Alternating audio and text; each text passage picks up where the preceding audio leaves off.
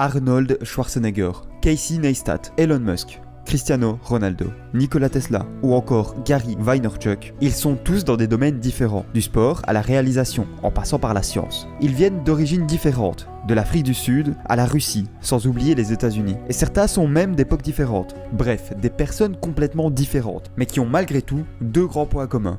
Le premier est un succès incroyable dans tout ce qu'ils ont entrepris. Le deuxième est leur connaissance d'un secret bien gardé.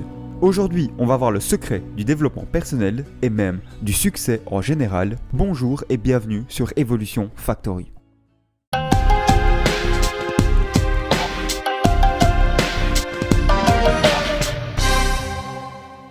Ce secret est très simple, et non, ce n'est pas celui-là.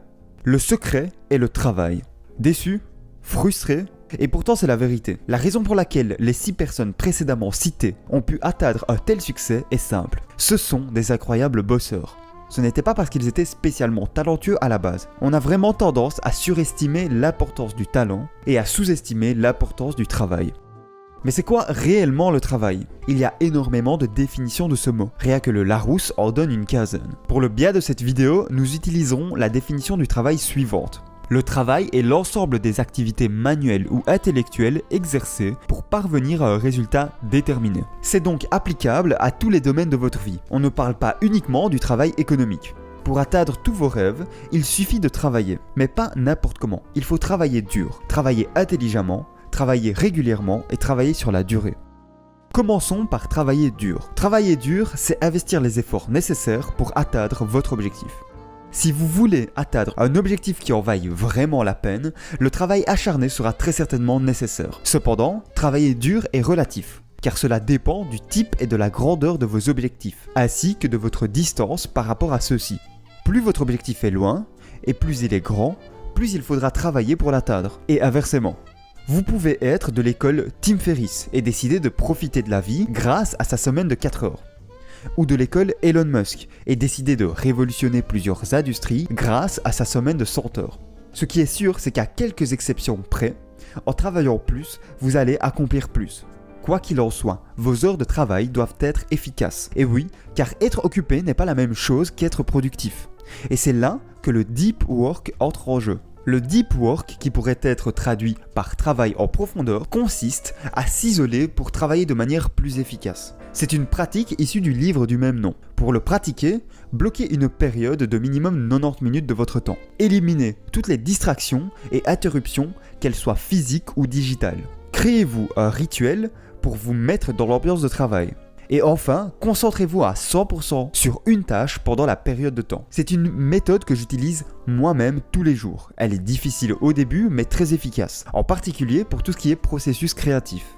Travailler dur n'est pas chose aisée, c'est pour ça qu'avoir une vision peut être utile. Nietzsche a dit « Celui qui a un pourquoi, qui lui tient lieu de but, peut vivre avec n'importe quel comment ».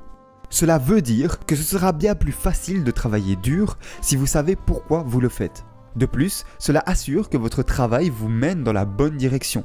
Trouver un équilibre quand on travaille dur est essentiel, car même si la plupart du temps, travailler plus est égal à accomplir plus, parfois ce n'est pas le cas. Cela arrive quand vous travaillez tellement que vous négligez d'autres choses tout aussi importantes, comme faire du sport, dormir, voir votre famille, etc. En effet, négliger toutes ces choses vous rendra au final moins productif durant vos heures de travail. Ensuite, vous devez travailler intelligemment, car vous pouvez travailler dur toute votre vie sans jamais atteindre ce que vous voulez. De plus, cela permet de multiplier vos efforts investis. Travailler intelligemment, c'est apprendre à jouer le jeu. Apprendre à avoir le maximum de résultats, avec les règles en place et les ressources dont vous disposez. Et cela passe par l'apprentissage de la manière optimale de faire votre travail. Lisez des livres et posez des questions à des experts de votre domaine pour trouver la meilleure méthode de travail possible. Puis, vous avez besoin d'une stratégie. Vous êtes au point A, vous voulez aller au point B. Si vous travaillez dur au hasard, il y a de grandes chances que vous n'arriviez jamais au point B. Alors que si vous avez une stratégie bien élaborée, celle-ci sera un plan qui vous mènera du point A au point B. Votre stratégie répondra à la question « Comment le travail que je fais aujourd'hui me rapproche progressivement de mon objectif ?» Ensuite, n'oubliez jamais la loi de Pareto. 80% des conséquences viennent de seulement 20% des causes. Tout le monde la connaît. Et son application pour travailler intelligemment est la suivante.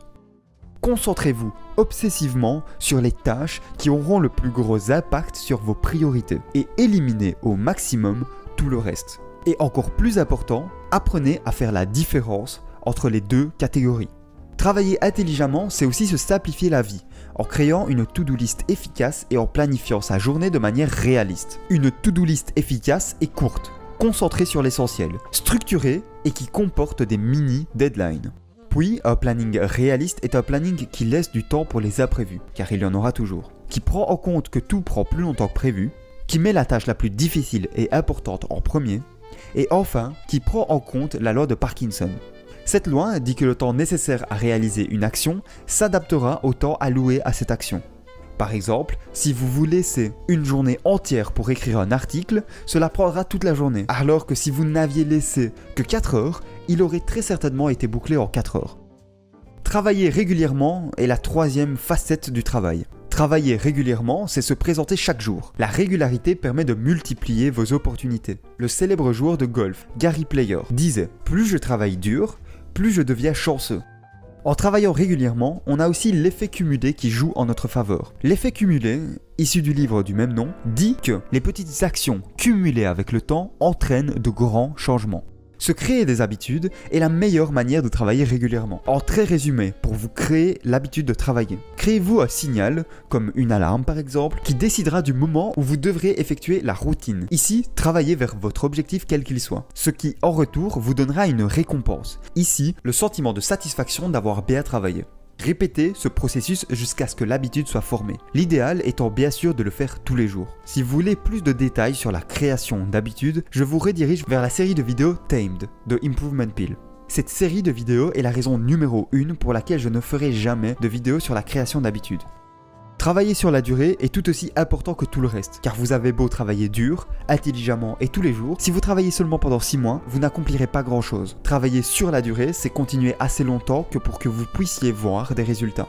La qualité essentielle pour travailler sur la durée est celle que la psychologue Angela Duckworth présente dans son livre Grit. Grit pourrait être traduit en français par ténacité, mais Angela Duckworth y apporte quelques précisions. Selon elle, c'est la passion et la persévérance pour des objectifs à très long terme. Comment fait-on pour développer cette qualité ? Dans la suite de sa présentation, elle parle de l'importance d'avoir ce qu'elle appelle un growth mindset, c'est-à-dire de voir les échecs non pas comme un obstacle insurmontable, mais comme une occasion d'apprendre. Apprendre à réellement aimer le processus vous aidera aussi à tenir sur la durée. Puis, s'engager auprès de quelqu'un est aussi une bonne méthode. Alors bien sûr, on peut s'engager auprès d'un ami ou d'un membre de sa famille, mais l'idéal est de s'engager auprès de soi-même. En ayant une vision concrète pour laquelle on est enthousiaste de travailler, on s'en voudrait de ne pas travailler tous les jours pour la réaliser.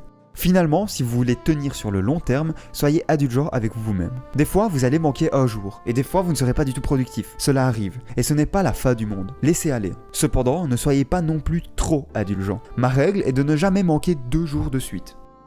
Le secret du succès a 2 faces bien distinctes. D'un côté, c'est un secret libérateur, et de l'autre, c'est un secret sombre. En effet, en connaissant ce secret, on sait que tout le monde peut avoir du succès, peu importe votre talent ou vos origines. Mais pour atteindre ce succès, cela va demander une très grande quantité de travail. On sait qu'on a le choix de travailler plus, mieux et plus régulièrement, mais on sait aussi que tout travail demande des sacrifices et crée des épreuves. On peut se dire qu'on est 100% responsable de notre position aujourd'hui, mais du coup, on n'a plus personne à blâmer à part nous-mêmes.